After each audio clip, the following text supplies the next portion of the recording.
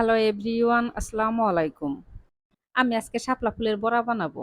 শাপলা ফুলের বড়া বানানোর জন্য এখানে আমি ১ কাপের মতো বেসন নিয়েছি। তো বেসনটা আমি একটা ছাঁকনি দিয়ে ছেঁকে নেব। আর বেসন ছেঁকে নিলে সবথেকে বেশি ভালো হয়। তো বেসনটা ছেঁকে নেওয়া হয়ে গেছে। এখন আমি দিয়ে দিব সামান্য একটু চাউলের গুঁড়া। চাউলের গুঁড়া দিলে দেখবেন যে বড়াটা অনেক মুচমুচে হবে। আর যদি বলেন যে না এখানে আমি চাউলের গুঁড়া দিব না, সেক্ষেত্রে বাদ দিতে পারেন।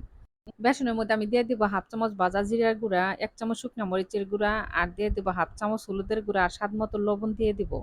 দিয়ে সেরা চাউলের গুঁড়া আর বেসন আমি হাত দিয়ে খুব ভালো করে মেখে নিব।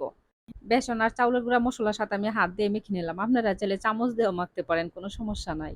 কিন্তু আমার কাছে হাত দিয়ে কাজ করতে বেশি ভালো লাগে। বেসনের মধ্যে আমি অল্প অল্প করে পানি দেব। একবারে কিন্তু পানি দেওয়া যাবে না। অল্প অল্প করে পানি দিবেন আর হাত দিয়ে অল্প অল্প করে মেখে নিবেন, তাহলে দেখবেন যে এই বড়ার ডোটা অনেক সুন্দর হবে। শাপলা ফুলের বড়া বানানোর জন্য দেখেন ডোটা কিন্তু আমি ঠিক এরকম করে গুলে নিয়েছি। একদম পাতলাও না আবার একবারে ঘনও না। আমি কিন্তু এখানে রসুন থেতো করে দিয়েছি। আর রসুন থেতো করে দিলে দেখবেন যে বড়াটা খুব মজা হয়। আদা আর রসুন বাটা না দিলেই ভালো হয়। রসুন খালি একটু থেতো করে দিলেই হবে। আর আদা বাটা দেওয়া যাবে না। আদা বাটা দিলে কিন্তু বড়াটা বেশি ভালো লাগবে না। আমি শাপলা ফুল দিয়ে যে কয়টা বড়া ভাজবো এখান থেকে সেই কয়টা ফুল আমি উঠিয়ে নিব। শাপলা ফুলের বড়া ভাজার জন্য আমি কিন্তু শুধু সাদা ফুলটাই নিয়েছি। উপরে যে ফুলটা ছিল সবুজ ওইটা আমি উঠিয়ে নিয়েছি। তো এখন আমি ধুয়ে পরিষ্কার করে নিব। অবশ্যই কিন্তু ভিতরে ভালো করে পরিষ্কার করে নিতে হবে। শাপলা ফুল আমি কয়েকবার ধুয়ে পরিষ্কার করে একটা ছাঁকনির মধ্যে রেখে দিব। এতে করে দেখবেন যে শাপলা ফুলের মধ্যে যে পানিগুলো আছে সব ঝরে যাবে। আর শাপলা ফুলের মধ্যে যেন কোনো রকম পানি না থাকে। পানি থাকলে কিন্তু হবে না। একটু শুকনা শুকনা করে নিয়ে তারপরে কিন্তু বেসনের মধ্যে ডুবিয়ে নিতে হবে। আর আমি শুকনা চাউলের গুঁড়া দিয়ে বেসন মেখে নিয়েছি, তার জন্য ১০ মিনিটের মতো রেখে দিয়েছিলাম। শুকনা চাউলের গুঁড়ার সাথে বেসন যদি ১০ মিনিটের মতো রেখে দেন, তাহলে চাউলের গুঁড়া ভিজে দেখবেন যে অনেকটা ফুলে যাবে। আর এতে করে বড়াটা অনেক মুচমুচে হবে, অনেকটা ফুলবেও। আর যদি সাথে সাথে চাউলের গুঁড়া দিয়ে সেটা বেসনের সাথে বড়া বানিয়ে নেন, তাহলে কিন্তু বড়াটা অনেক শক্ত হতে পারে। প্যানের মধ্যে আমি আগে তেল গরম বসিয়েছিলাম। তো শাপলার ফুল আমি বেসনের মধ্যে ডুবিয়ে নিয়ে তারপরে তেলের মধ্যে দিয়ে দিব।